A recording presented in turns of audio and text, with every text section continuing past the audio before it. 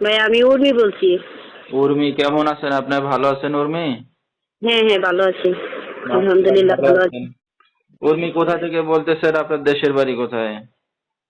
আমার দেশের বাড়ি ময়মনসিংহ, তো আমি আপাতত গাজীপুরে আছি, ওখান থেকে বলতেছি। আচ্ছা, ঠিক আছে। তো উর্মির ফ্যামিলিতে কে কে আছে?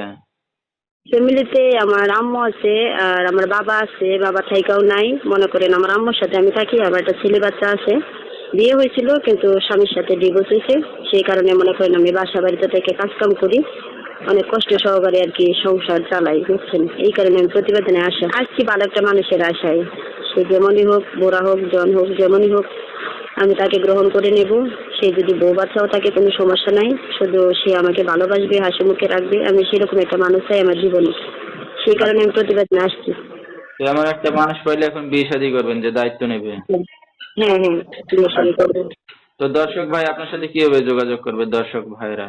এখন যোগাযোগ করবে আমার এটা ইমো নাম্বার, যদি কেউ কল দেয় তাহলে ইমোতে কল দেয়, সিমে কল